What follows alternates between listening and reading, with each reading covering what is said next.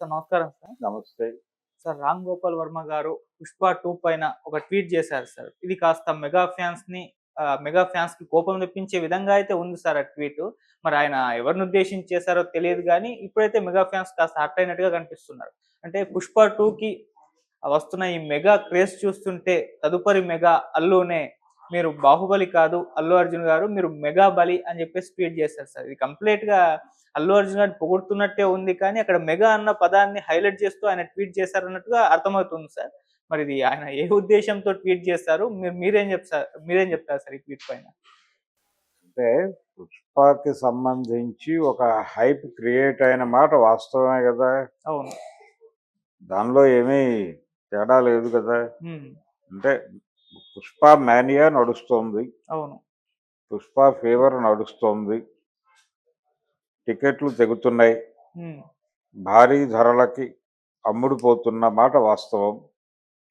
కాబట్టి ఈ వాతావరణంలో ఈ వాతావరణం ప్రతి ఒక్కరిని కొంచెం రెచ్చగొడుతోంది. హ్మ్. రెచ్చగొట్టడం అంటే ప్రేరేపిస్తోంది. ఏదో ఒకటి మాట్లాడేలాగా ప్రేరేపిస్తోంది. అందులో భాగంగానే ఆయన కూడా రియాక్ట్ అయ్యాడు. అంటే అసలు ఇది సాధ్యమా?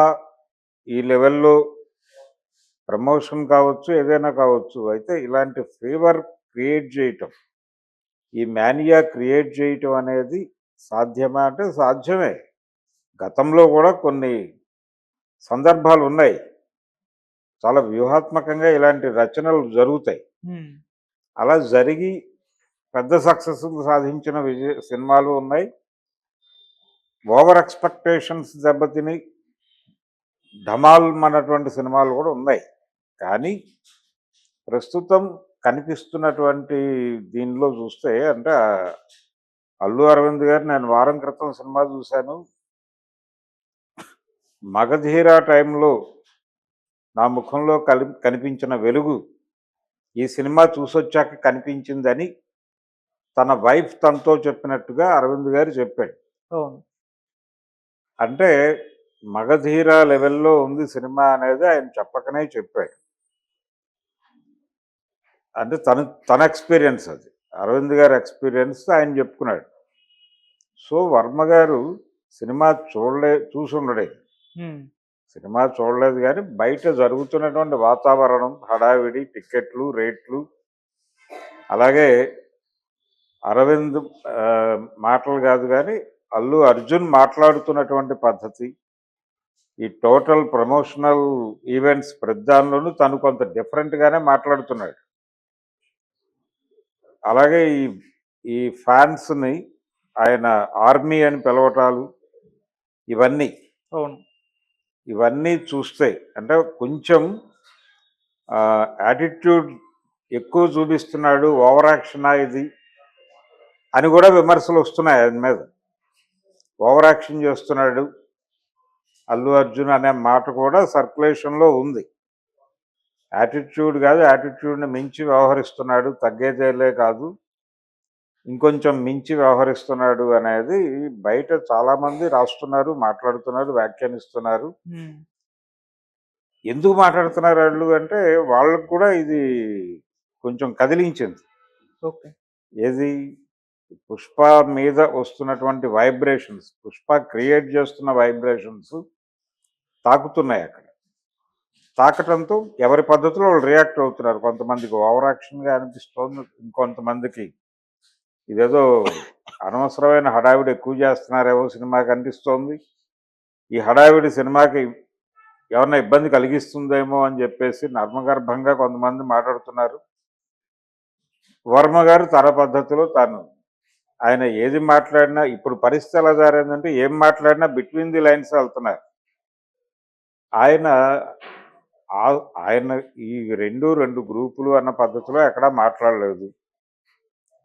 అల్లు అర్జున్ని ఆయన స్టిల్ చిరంజీవి మేనల్లుడుగానే చూస్తున్నాడు.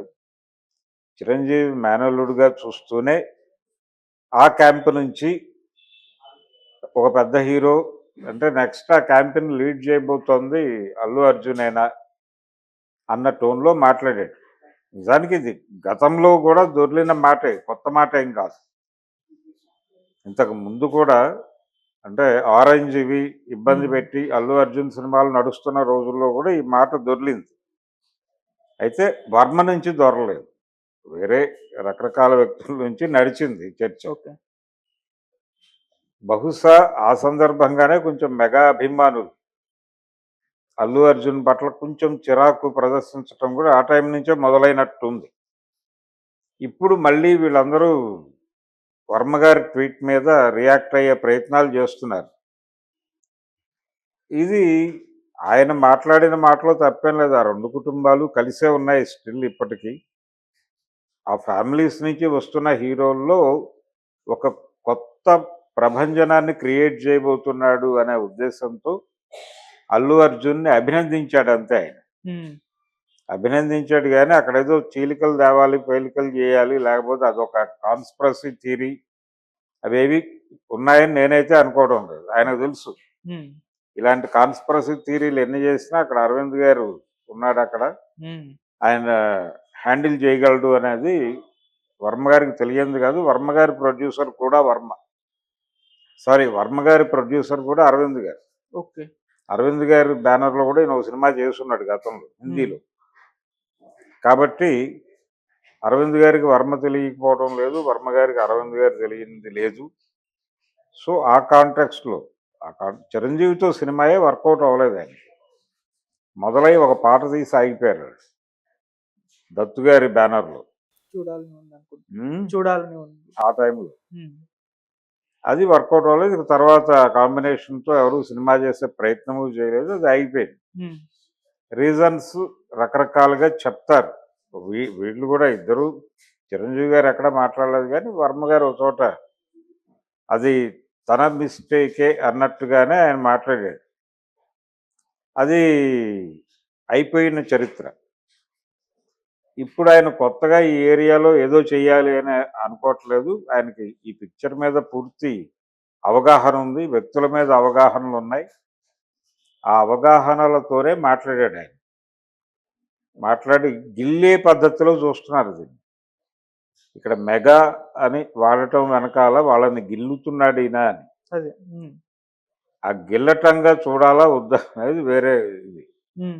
ఆయన క్లియర్గా గిల్లాడే అనుకుందాం, పోనీ గిల్లి వాళ్ళకు కూడా చెప్తున్నాడు అనుకుందాం. ప్రస్తుతం ఈ కాంపౌండ్ నుంచి వస్తున్న హీరోల్లో ఒక ప్రభంజనం క్రియేట్ చేయబోతున్నటువంటి హీరో డెఫినెట్గా అల్లు అర్జునే. ఈ ప్రభంజనాలను రిపీట్ చేస్తున్నటువంటి హీరో కూడా అల్లు అర్జునే.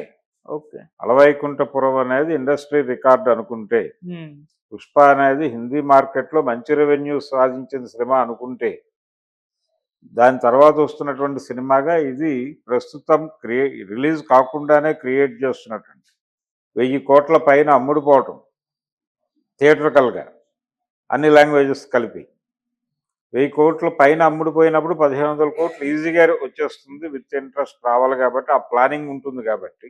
ఓకే.